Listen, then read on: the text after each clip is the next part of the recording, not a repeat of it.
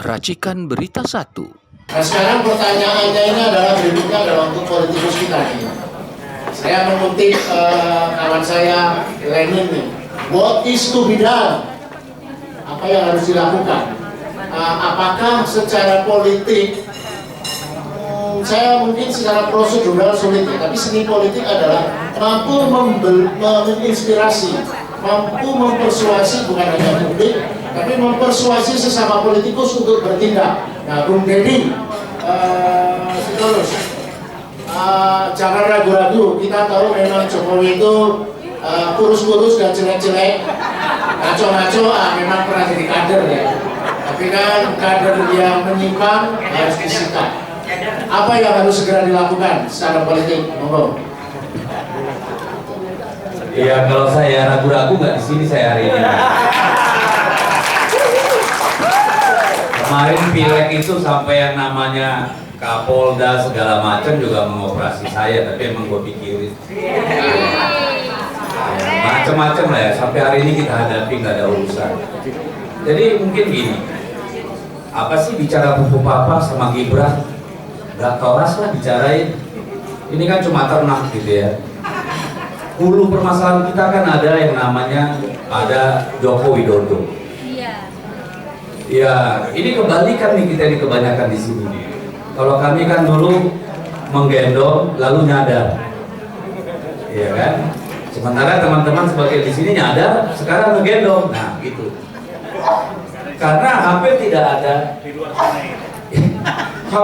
ada perbedaan yang terjadi selama 10 tahun Jokowi dengan kemungkinan yang akan kita hadapi tahun-tahun ke depan.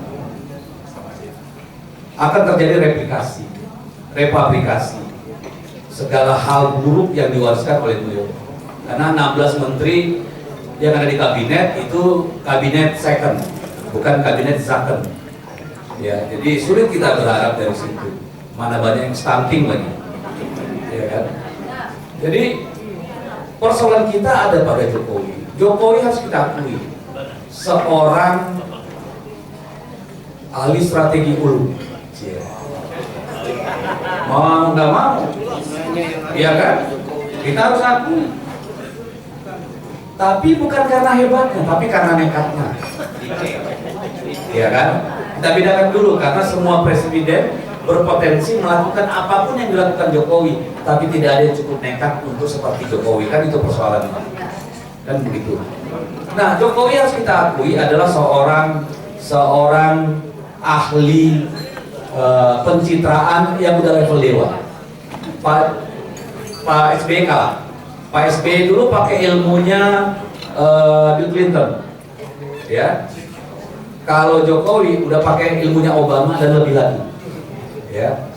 Jokowi berhasil menghipnotis anak bangsa ini, termasuk PDI Perjuangan, yang mencitrakan dia sebagai anak wong biasa yang lahir di pinggir kali, lalu menapaki tangga politik secara baik dengan mentalitas yang baik.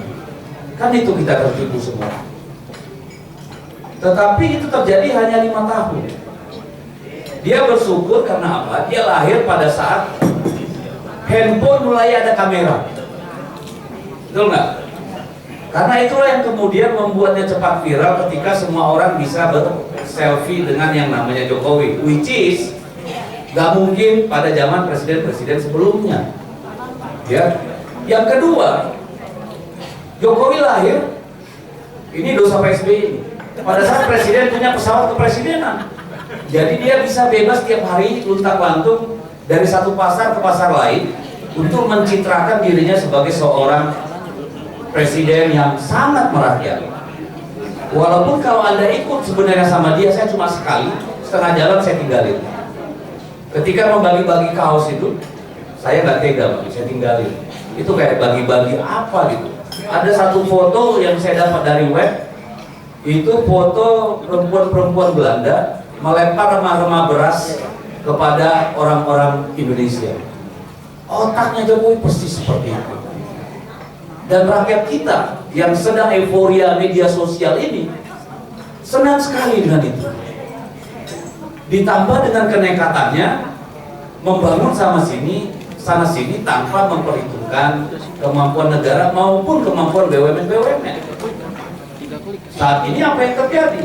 BUMN yang karya semua mau modal, semua BUMN karya itu sudah mau mati karena dipaksa untuk ngutang terus sampai dia hancur, ya, sampai betul-betul hancur. APBN-nya didorong sedemikian rupa sehingga hutang kita mencapai jumlah seperti itu.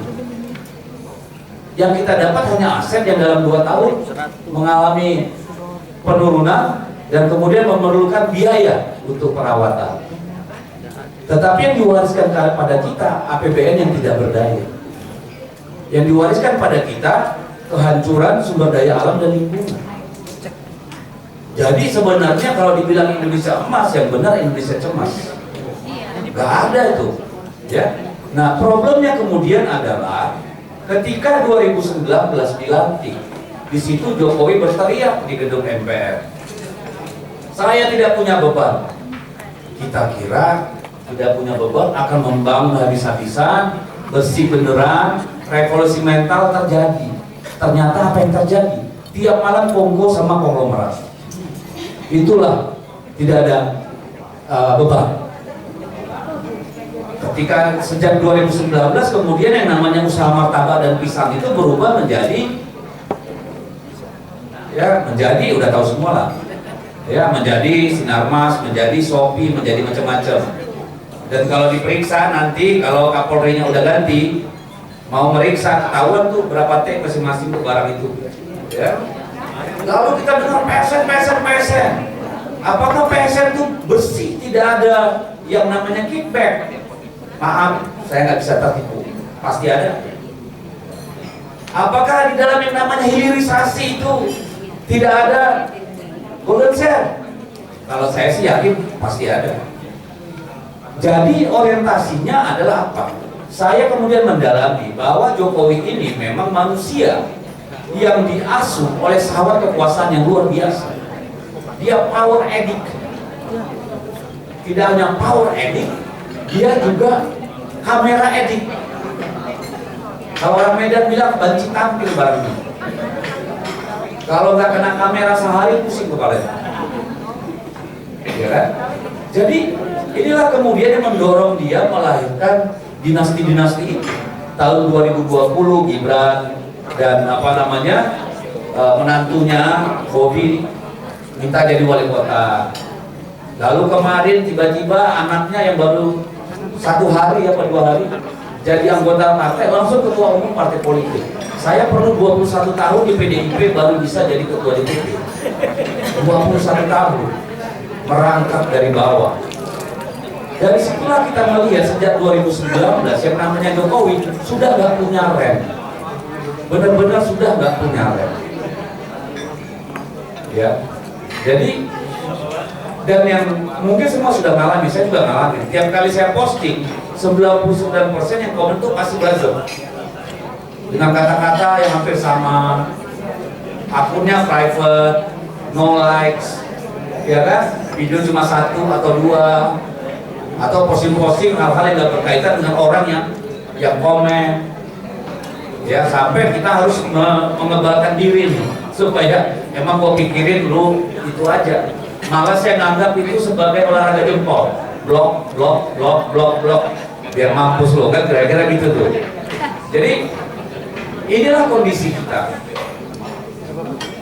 Ini harus diputus. Yang namanya Jokowi ini harus selamat datang, Ferry. Yang namanya Jokowi beserta turunannya ini dalam artian kebiasaan-kebiasaannya ini harus diputus.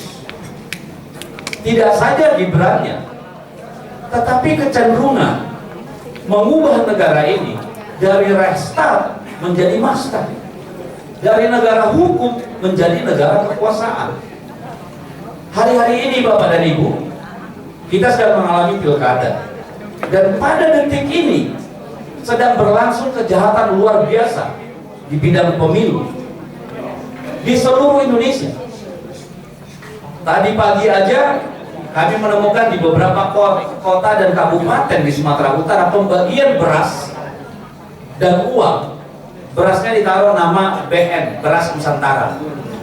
Tapi kan kita tahu BN itu siapa? Ya kan, orang bisa berspekulasi itu Bobi Nasution. Ya iyalah, masa ada orang yang BN tiba-tiba ngasih beras ke sana kemari. Kita aja belum tentu mau kasih beras sama tetangga. Nama berasnya BN, duit cepet. Kan gitu nih.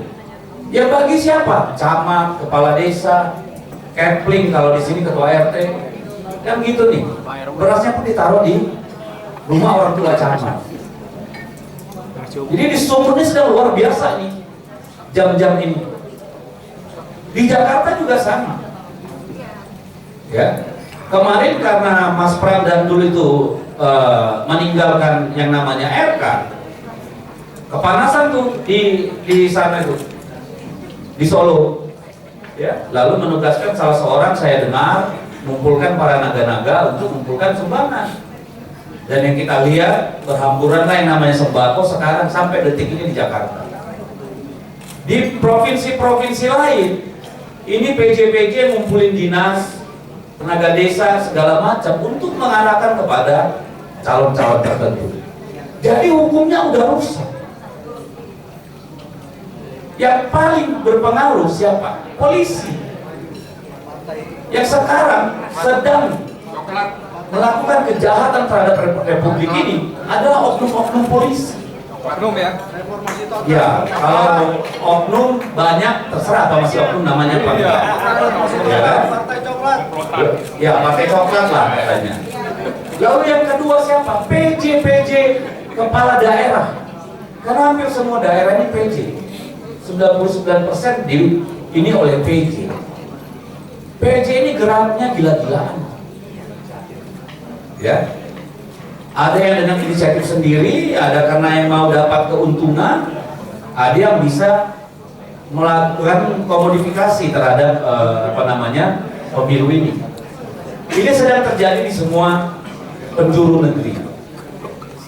Jadi kalau ini tidak dihentikan, ya omong kosong kita bicara Gibran secara politik maupun hukum. Ya karena apa? Artinya kekuatan merata, ya mimpi di siang bolong kalau bisa gagu-gagu Gibran. Bung Sitorus, bagaimana cara menghentikan itu? Ntar dulu. Waktunya 2-3 menit. Kalau 2-3 menit gua tutup sekarang nih.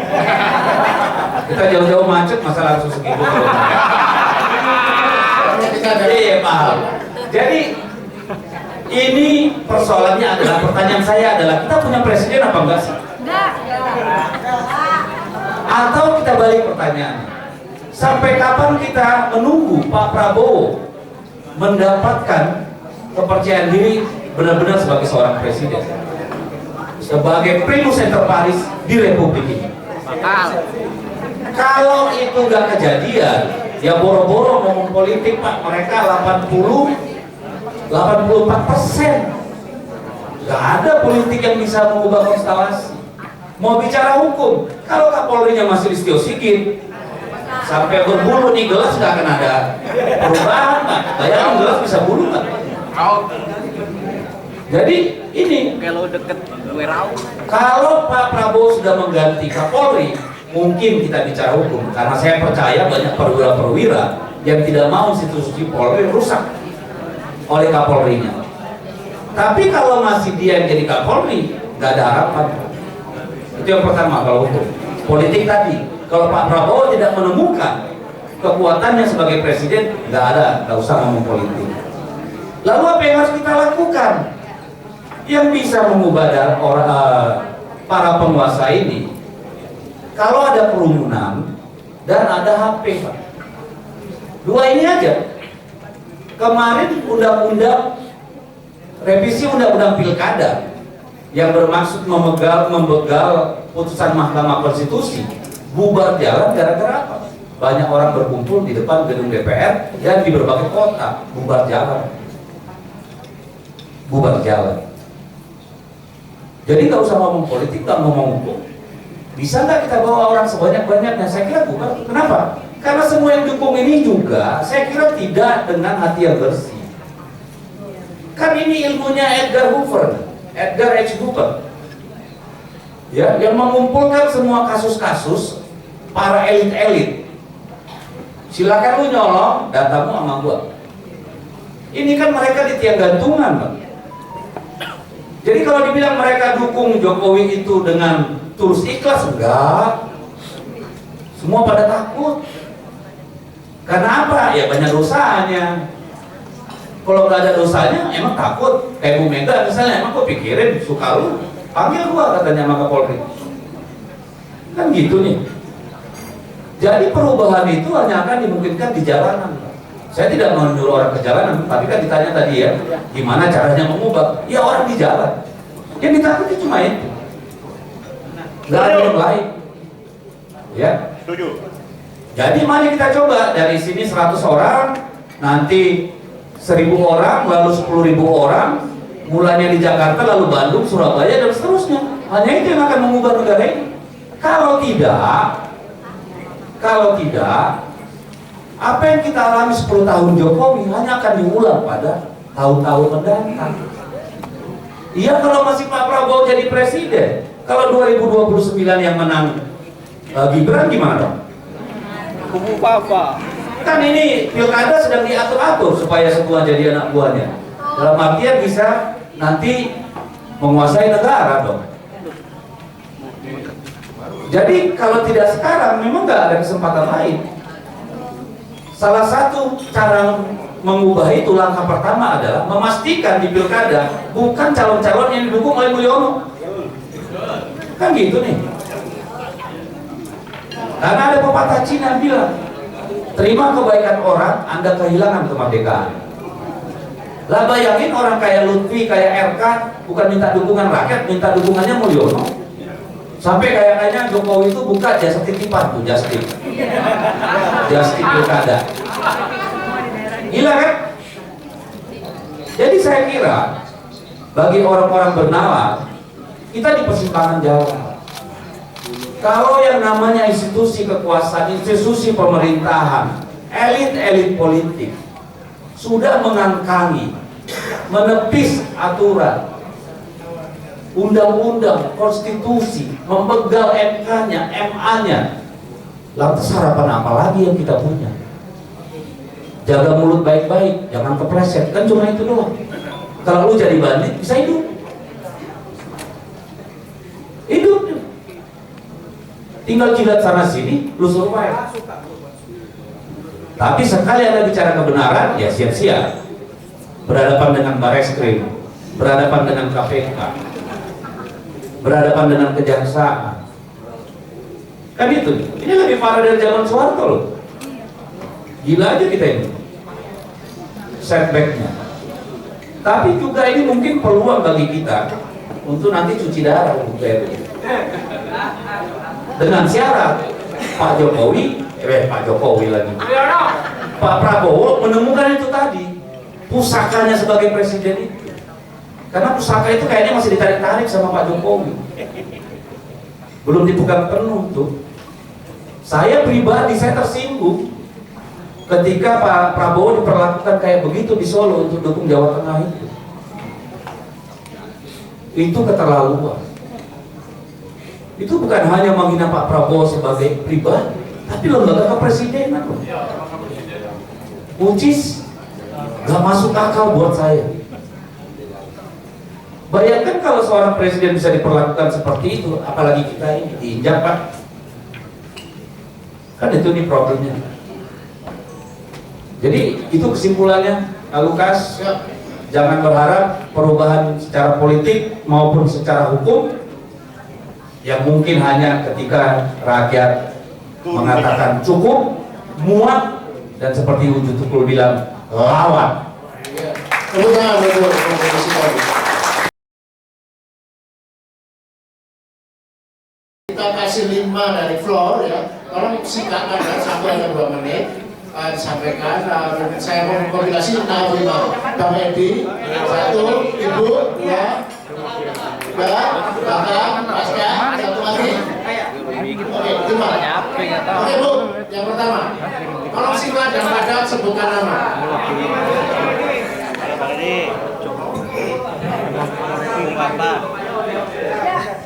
Assalamualaikum warahmatullahi wabarakatuh. Kalau singkat dan padat saya nggak mau karena banyak yang mau saya omongin. Insya Allah tidak Maju depan bu, dikit bu. Bu maju dikit bu, maju dikit. Baiklah, saya langsung saja, saya coba cepat-cepat ya. Bapak Ibu sekalian yang saya cintai, kalau saya nggak memberikan pertanyaan, rugi saya datang pada hari ini ya. Rugi. Bapak bangsa Nasir mengatakan jangan berhenti mendayung karena arus akan membawa hanyut ya. Pada hari ini kita sudah membuktikan. Nah, saya ingin mengatakan di hadapan para narasumber sekalian, Rizal Fadilah dalam tulisannya mengatakan Jokowi adalah penyandera, penjahat dan penjajah.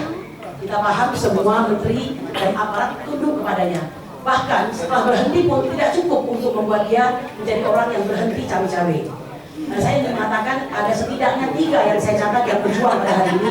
Satu diantaranya Tom Lembong, ya, yang sudah berhasil melepaskan dirinya dan mengatakan bahwa impor itu sepengetahuan dan petunjuk dari Jokowi. Kedua, manusia merdeka yang bernama Said Didu, yang jelas-jelas ingin memperjuangkan bangsanya, tapi dia justru dilaporkan oleh Ketua ABSI Desa Blimbing. Kemudian yang ketiga tentu saja dari partainya Pak Dedi, yaitu Mas Hasto, Sekjen PDIP, yang mungkin terinspirasi dari manusia merdeka. Sebelumnya saya ingin mengatakan, saya sebenarnya marah banget sama Bang Deddy Sitorus itu. Cuma alhamdulillah ya, ada perubahan, jadi saya melihatnya agak ganteng dikit begini. Cuma saya ingin menyampaikan begini Bang Deddy, untuk bisa melebur sebagai bangsa, bagi kami, siapapun musuh Mulyono itu, siapapun juga yang memusuhi Mulyono adalah kawan kami. Ya. Kalau PDIP sudah masuk dalam perjuangan, tanda barang itu akan segera kelar. Gitu, ya. Itu harapan kami. Cuma mohon maaf, saya harus jujur ya, karena kita ini orang-orang yang insya Allah baik ya, karena ini cuma jalannya untuk melebur itu. Ada perbedaan katakanlah prinsip di antara kita, tapi hari ini siapa sangka kita bersatu. Saya ingin mengatakan begini ya, kepada ibunda kami yang tercinta, Ibu Megawati, masalah ini sebenarnya nggak sulit-sulit amat itu, gampang. Bagaimana caranya? Ada kejujuran dari pihak Megawati ya dalam hal ini PDIP untuk menyatakan secara nyata bahwa Joko Widodo adalah penjajah, penyandera dan penjahat. Bahwa PDIP terus terang saja menyesal telah 2 periode menjadi kuda tunggangan. Harus ada, karena kalau tidak ada, nggak bisa. Sedangkan selama ini kami lihat si omon-omon bicara sabar. Ya, jadi masih omon-omon. Kalau kita bicara agak serius, masih dikatakan ini aja nih. Ya jangan begitu. Seperti kata Pak Nasir tadi, bahwa jangan mengira kita sudah berada di pantai. Justru kita ini masih di tengah arus, ya. Baik tadi Pak. Saya siapa ini apa? Jadi satu lagi, Pak Dedi, kami sudah memulai.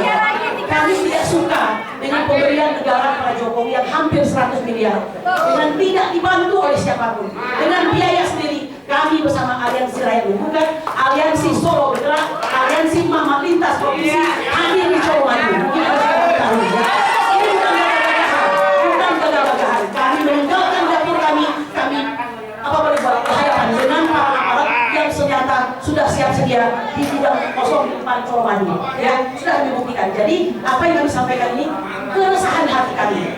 Menurut kami bisa diatasi asal PDIP jujur maju paling depan untuk menyatakan Jokowi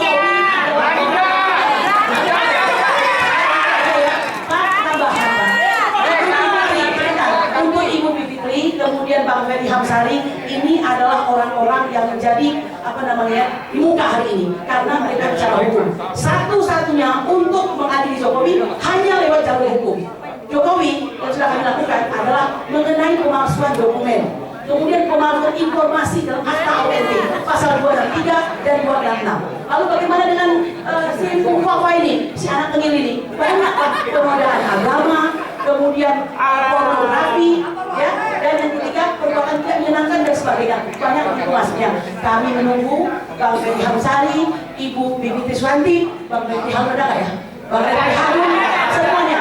Kalau kita bersatu, oh ya satu lagi yang paling keren nih Bang Indo, Abraham Samad. Ya, mohon kalau Pak jumpai dong Pak Jokowi, Pak Prabowo. Tolong disampaikan, disadarkan supaya nggak kena silat gitu. Demikian, assalamualaikum warahmatullahi wabarakatuh. Ya, terima kasih. Kalau soal nyali kita bisa diuji ya Pak Ibu ya. Nyali kita udah diuji dari zaman Soeharto Pak, karena tiba-tiba jadi anggota DPR. Kalau soal itu silakan kita berdebat sampai pagi. Lalu begini, konstitusi kita menyatakan bahwa harus ada partai politik, harus ada pemilu, ada trias politika. Kalau Anda nggak suka partai politik silakan. Karena pilihan di luar partai politik apa? Monarki, apa? Model Korea Utara, silakan Anda pilih. Lalu yang kedua, PDIP menikmati 9 tahun. Naturally, secara natural, semua partai bertarung, berkontestasi untuk mendapatkan mengelola kekuasaan. Apa itu partai politik? Ya, isinya rakyat. Apa bukan manusia isinya? Bukan rakyat? Iya dong. Lalu ketika kemudian menang pemilu, PD Perjuangan ada di pemerintahan, wajar nggak dapat menteri? Ya wajar. Karena sejatinya itulah tugas partai politik, supaya ideologi organisasinya, platform partainya bisa dikelola oleh pemerintahan. Dan itu dibuktikan PD Perjuangan dengan KIP, dengan BPJS, dan seterusnya. Lalu kalau dikatakan menikmati apanya? Yang jelas dong. Hanya karena kita punya 4 menteri, masing-masing tiap periode. Emang menteri apa yang kita dapat? Menteri Hukum, Menteri Dalam Negeri, Menpan RB, Menteri Pendayagunaan Perempuan. Emang kita ngambil Menteri BUMN? Emang kita ngambil Menteri Perdagangan? Lah, oh, nggak diminta. Bukan, nggak ada urusannya sama rakyat. Yang kita ambil itu kan yang urusannya dengan itu. Jadi kalau Anda katakan menikmati, ya memang harus menikmati. Kalau nggak, kenapa jadi partai politik? Tapi apakah dipakai untuk memperkaya diri? Silakan Anda buktikan. Jadi kalau sekarang dikatakan seolah-olah PDIP pengen jadi pahlawan, emang siapa yang pengen jadi pahlawan? Kami berjalan, berjuang, melawan sesuai yang kami alamin. Bukan minta dianggap jadi pahlawan, nggak penting. Ngapain jadi pahlawan? Emangnya kami nggak mengalami tekanan? Emangnya saya nggak setiap saat diawasi? Gimana sih? Itu bukan untuk minta belas kasihan, enggak. Nggak perlu PDIP, nggak usah, emang kenapa? Kan gitu nih urusannya. Lu jual, gue beli. Iya kan, mau siapapun itu. Ini jangan coba-coba intimidasi saya dong. Iya kan? Bentar dulu. Saya udah jauh nih. Jadi, oke, saya paham. Jadi gini, ini bahasa yang sering dipakai buzzer. 9 tahun kemana aja PDIP? Seolah-olah tidak ada dinamika.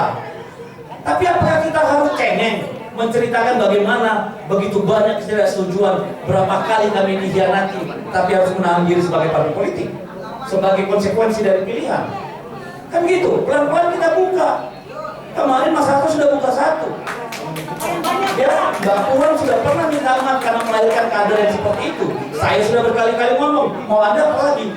Membungkuk? Ntar dulu dong. Kalau kita ikut merampok impor sana, impor gula, impor macam-macam, boleh. Kalau kita ikut main di proyek-proyek PSN, boleh kita minta maaf. Ya tunjukin.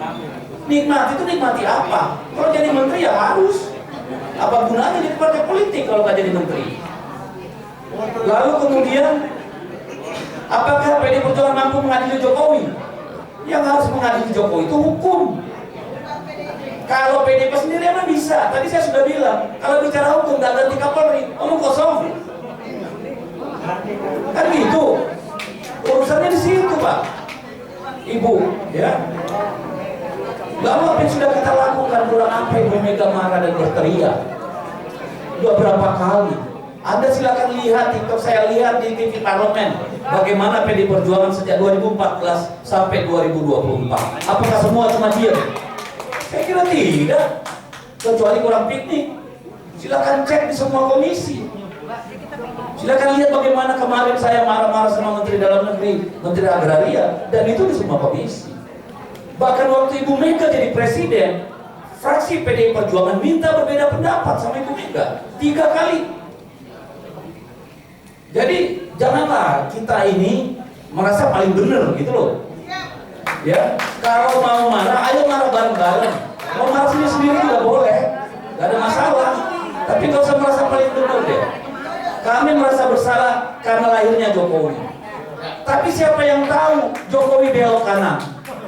Malaikat aja tertipu, apalagi cuma gue.